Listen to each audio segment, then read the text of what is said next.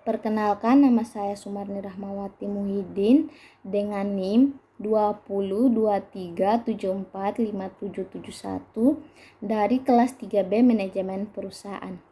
Kali ini saya akan menjelaskan materi yang saya ringkas dari pokok pembahasan komunikasi melalui telepon. Telepon merupakan kebutuhan utama di dalam kegiatan komunikasi lisan di kantor atau antara satu kantor dengan kantor yang lain. Manfaat telepon. Penyampaian informasi melalui telepon dapat disampaikan secara langsung kepada orang yang kita ajak bicara. Menurut para ahli Sedarmayanti disimpulkan bahwa telepon mempunyai kelebihan tersendiri sebagai alat untuk menyampaikan informasi maupun menerima informasi, bahkan bisa langsung kepada orang yang dikehendaki dan bisa dilakukan dalam jarak yang cukup jauh sekalipun. Macam-macam pesawat telepon. Jaringan telepon di kantor tergantung dari besar kecilnya kantor yang bersangkutan. Untuk kantor yang kecil, biasanya hanya menggunakan telepon tunggal. Maksudnya, hanya satu pesawat telepon yang berfungsi untuk berhubungan dengan ekstrim melalui telepon tunggal. Telepon switchboard. Semua telepon extended dihubungkan ke telepon tunggal melalui mesin penghubung. Dengan demikian, telepon extension akan dapat berhubungan dengan pihak luar.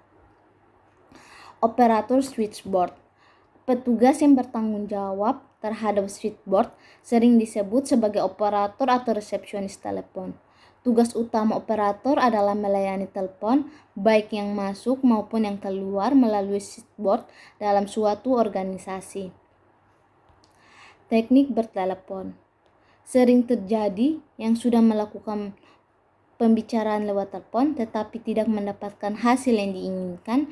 Inti pembicaraan yang harus dibicarakan terkadang lupa karena diselingi obrolan yang kurang penting. Seseorang menelpon kembali karena ada topik pembicaraan yang terlewatkan. Menurut para ahli Sedarmayanti, untuk menghindar agar tidak mengalami permasalahan di atas, bahwa persiapan yang harus dilakukan bertelepon antara lain: yang pertama, menyiapkan formulir; yang kedua, membuat daftar nomor telepon yang sering dibutuhkan; yang ketiga, memahami cara mengadakan atau menyambung telepon interlokal baik dalam maupun luar negeri, dan mencatat lama pembicaraan serta menanyakan biaya ke kantor telepon. Yang keempat, jangan bicara menggunakan telepon untuk keperluan pribadi. Yang kelima, dalam percakapan telepon, hendaknya bersikap waspada atau hati-hati, usahakan jangan menyelah. Yang keenam, bersikap seperti sedang bertatap muka, ramah sewajarnya, dipergunakan kata yang singkat, jelas, dan nada volume yang suara yang teratur. Yang ketujuh, usahakan dengan cepat memahami maksud pembicaraan dan beri kesan bahwa penelpon diperhatikan dan dibantu. Kesembilan, jangan menampakkan kesan sibuk pada waktu telepon. Yang kesembilan, jangan terlalu cepat dalam berbicara, batasi pada masalah yang penting, usahakan pembicaranya lancar. Yang kesepuluh, hindari pembicaraan informasi rahasia dan masalah yang bersifat pribadi. Etika yang perlu diperhatikan dalam menerima telepon. Menurut para ahli Rusman Hadi Sumarto, Lukas Bintara, langkah-langkah dalam menerima telepon sebagai berikut. Yang pertama, setiap kali telepon berdering harus segera angkat. Jangan sampai dering telepon berbunyi lebih dari 3 kali sebab mengganggu suasana kerja. Yang kedua, menyiapkan buku catatan dan alat tulis untuk mencatat hal-hal yang penting. Yang ketiga, memberi salam kepada penelpon, kemudian menyebutkan identitas perusahaan tempat kita bekerja. Yang keempat, jika penelpon ingin berbicara dengan pimpinan dan pimpinan kita ada di tempat kerja, penelpon dimohon untuk menunggu sebentar karena kita harus mentransfer hubungan tersebut ke telepon pimpinan. Yang kelima, jika penelpon bersedia meninggalkan pesan, kita harus mencatat pada lembar formulir penerima telepon Bila penelpon keberatan untuk menyampaikan pesan, kita tidak perlu mencoba memaksa menelpon untuk melakukannya. Yang keenam, jika pembicaranya sudah selesai, jangan pernah menutup telepon, mengucapkan terima kasih. Kemudian, letakkan ganggang telepon secara perlahan-lahan. Menelpon.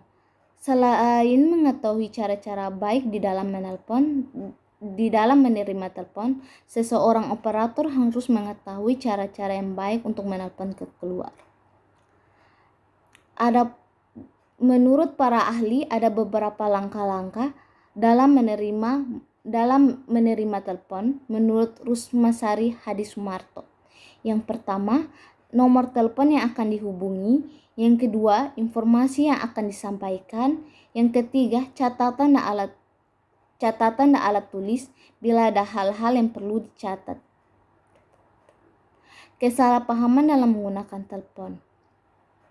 Untuk menghindari beberapa kesalahpahaman dalam bertelepon, perlu diupayakan beberapa hal. Di antaranya adalah yang pertama, apabila kesan yang disampaikan tidak jelas karena gangguan telepon, maka mintalah penelpon untuk menelpon kembali beberapa saat lagi. Yang kedua, apabila suara penelpon tidak terlalu jelas, maka mintalah untuk mengulang kembali apa yang telah diucapkan. Mencatat pesan telepon. Seringkali seseorang resepsionis telepon harus mencatat pesan telepon. Jika orang yang mendapat panggilan telepon tidak ada di tempat, mencatat pesan telepon dapat dilakukan dengan efektif dengan teknik yang pertama, kertas buram, yang kedua, teknik mengeja, yang ketiga, teknik mengulang. Sekian dari penjelasan komunikasi melalui telepon. Terima kasih.